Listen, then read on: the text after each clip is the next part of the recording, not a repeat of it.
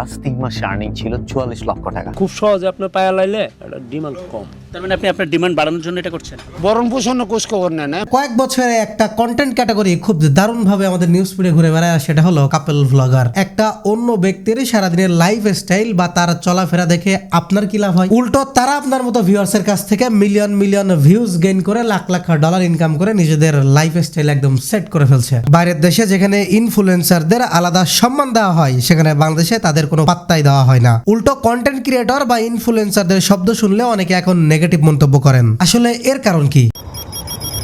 Influencing এর নামে ইনফ্লুয়েন্সা ছড়াচ্ছে বাংলাদেশের কন্টেন্ট ক্রিয়েটররা। আর বর্তমানে এই নতুন একটি পেশা সবার কাছেই জনপ্রিয় হয়ে উঠেছে। পড়াশোনা বাদ দিয়ে সবাই ছুটছে সেই পেশার পিছনে। বলছিলাম তথাকথিত বাংলাদেশের কন্টেন্ট ক্রিয়েটরদের কথা। বাংলাদেশের অলিতে গলিতে এখন প্রতিনিয়ত হাজার হাজার কন্টেন্ট ক্রিয়েটর তৈরি হচ্ছে, যারা নিজেদেরকে ইনফ্লুয়েন্সার হিসেবে দাবি করছে। কিন্তু ঠিক এখানে প্রশ্ন হচ্ছে, তারা ঠিক কাদেরকে ইনফ্লুয়েন্স করছে এবং কিভাবে ইনফ্লুয়েন্স করছে? হুট করে সোশ্যাল মিডিয়া কোনো একটা ইস্যু নিয়ে সরব হয়ে যায়, চলতে থাকে নানা আলোচনা সমালোচনা। যে কোনো বিষয় নিয়ে এই ফেসবুকের মানুষ দুই দলে বিভক্ত হয়ে যায়। একদল কথা বলে পক্ষে, একদল কথা বলে বিপক্ষে। এই রিপন ভিডিওর কথাতেই আসা যাক। রিপন যখন দা রমজান শোতে হৃদয় ছোঁয়া কথা বলছিল, তখন সবাই তাকে বাহবা দিচ্ছিল। সোশ্যাল মিডিয়া রিপনের প্রশংসায় একেবারে ভেসে যাচ্ছিল। ততদিন পর্যন্ত সবকিছু ঠিকঠাক ভাবে চলছিল, যতদিন পর্যন্ত রিপন ভিডিওকে নিয়ে করা এই প্রতিবেদন এটিএন নিউজে প্রকাশ না পায়। আপনি আপনার বাবা মার খোঁজ খবর নিচ্ছেন না, এটা সত্য?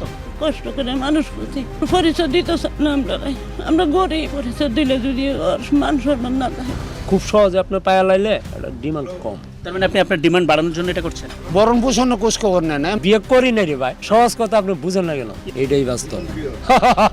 I love you. এই একটি ভিডিও প্রকাশ হওয়ার পর থেকে একদম বদলে যায় সোশ্যাল মিডিয়ার চিত্র। রিপনকে নিয়ে চলতে থাকে নানা মন্তব্য, তবে বেশিরভাগ মন্তব্যই ছিল রিপনের বিপক্ষে। ভাবতে পারছেন মাত্র কয়েকদিনের ব্যবধানে কিভাবে মানুষের জাজমেন্ট একদম পরিবর্তন হয়ে গেল? বর্তমান ডিজিটাল যুগে সোশ্যাল মিডিয়া আমাদের জীবনের একটি অপরিহার্য অংশ।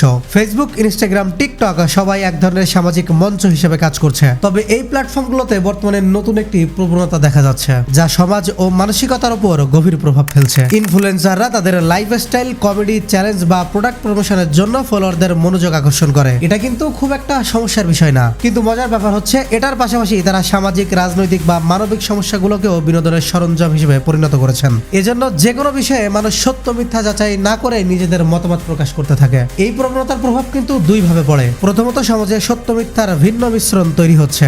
যেহেতু যে কোনো কন্টেন্টই তৈরি হচ্ছে মূলত ভাইরাল হওয়ার উদ্দেশ্যে, তাই যে কোনো তথ্যকে ভুল বা নেগেটিভ ভাবে উপস্থাপন করা তাদের কাছে কোনো বিষয় না। ইভেন এমন ভাবে উপস্থাপন করা হয় যে সাধারণ মানুষ বুঝতেই পারে না কোনটা সত্য এবং কোনটা মিথ্যা।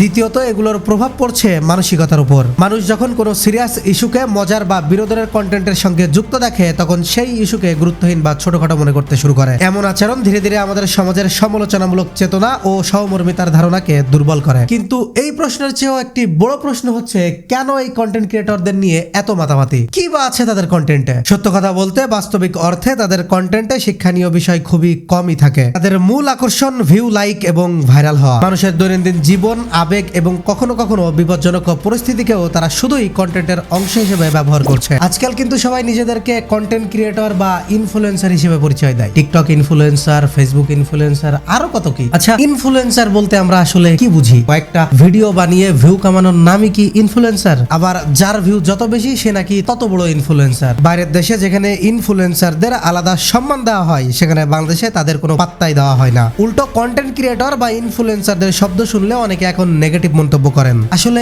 এর কারণ কি? কারণ হচ্ছে বাইরের দেশে ইনফ্লুয়েন্সারদের কাজ ও পরিচিতি পজিটিভ হলেও বাংলাদেশে এটা একদম উল্টো। ইনফ্লুয়েন্স করা মানে হচ্ছে কারো কাছ থেকে কোনো কিছু শেখা বা তার কথাই অনুপ্রাণিত হওয়া। একটু খেয়াল করে দেখুন তো, বাংলাদেশে যে সমস্ত কন্টেন্ট ক্রিয়েটররা নিজেদেরকে ইনফ্লুয়েন্সার হিসেবে দাবি করছে, তাদের কাছ থেকে এবং তাদের ভিডিওর মাধ্যমে আপনি কি শিক্ষা নিচ্ছেন?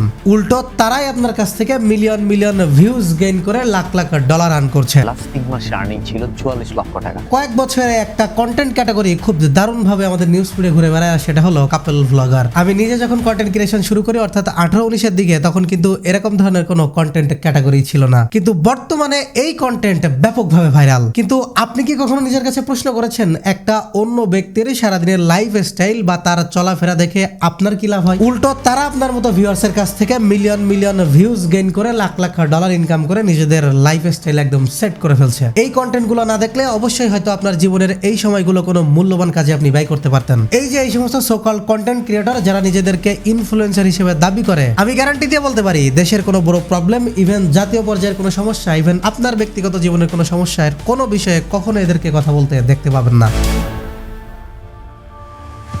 সোশ্যাল মিডিয়ায় স্ক্রল করতে গিয়ে একটা ব্যাপার চোখে পড়লো। এই কন্টেন্ট ক্রিয়েটর প্রমোশনের নামে ভুল ইনফরমেশন ছড়াচ্ছে। তার মায়ের ভাষ্য মতে বছরের পর বছর ধরে তারা জামদানি শাড়ি ভালো আছে ঋণ দিয়ে ধোয়ার কারণে। অথচ সত্যি হচ্ছে জামদানি শাড়ি কাটা ওয়াশ করতে হয়। কোনো সাবান দিয়ে পরিষ্কার করলে বা নর্মাল ভাবে পরিষ্কার করলে এই জামদানি শাড়ি একদম নষ্ট হয়ে যায়। প্রতিনিয়তই তারা এরকম ব্র্যান্ডকে প্রমোশন করতে গিয়ে হাজার হাজার ভুল ইনফরমেশন অডিয়েন্সকে দিচ্ছে। আমরা আসলে বাঙালিরা প্রচন্ড আবেগী। কোনো একটা নিউজ পড়াচ্ছে ফেসবুকের নিউজ ফিডকেই আমরা বেশি গুরুত্ব দেই। আমাদের সকালেই শুরু হয় ফেসবুক দিয়ে, আর এই ফেসবুকেই চলে প্রতিনিয়ত আবেগের খেলা। সম্প্রতি একটি ঘটনায় বলা যাক, মাওলানা মহিবউদ্দিনকে যখন শিকল বাঁধা অবস্থায় পাওয়া গেল তখন সবাই তার পক্ষে কথা বলছিল। সনাতনীদের বিরুদ্ধে, ইসকনের বিরুদ্ধে কথা বলতে শুরু করলো। মনে হলো 2-3 দিনের মধ্যেই হয়তো সাম্প্রতিক দাঙ্গা শুরু হবে, কিন্তু বরাবরের মতোই বাঙালির আবেগে পানি দিয়ে ঘটনা অন্যদিকে মোড় নিল। এরকম কিন্তু এই প্রথমবার না, বিগত কয়েক বছর ধরে সোশ্যাল মিডিয়াতে এরকম অনেক কিছুই ঘুরে বেড়াচ্ছে, অনেক কিছুতে মোড় নিচ্ছে। প্রতিবার আমরা বাঙালিরা একটা ঘটনাকে দেখি, তাকে বিশ্বাস করি, জাজ করি, চোখের পানি ফেলি, পরবর্তীতে দেখি সেই ঘটনা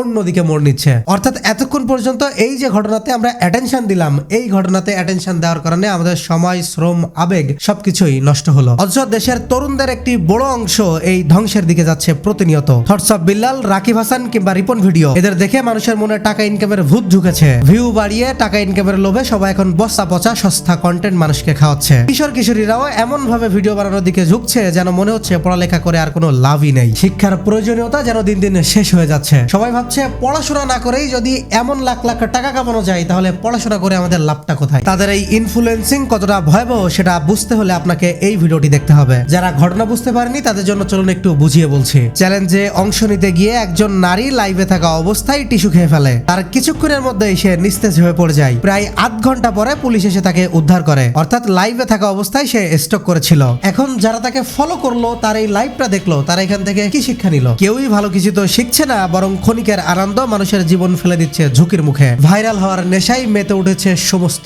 যুব সমাজ। ইনফ্লুয়েন্সিং এর নামে আমরা সিরিয়াস ইস্যুকে মিম বানিয়ে ফেলছি। ভিউ, লাইক, ফলোয়ার আর ভাইরাল হওয়ার জন্য প্রতিনিয়ত যুব সমাজ আর সামাজিক মূল্যবোধ থেকে দূরে সরে যাচ্ছে।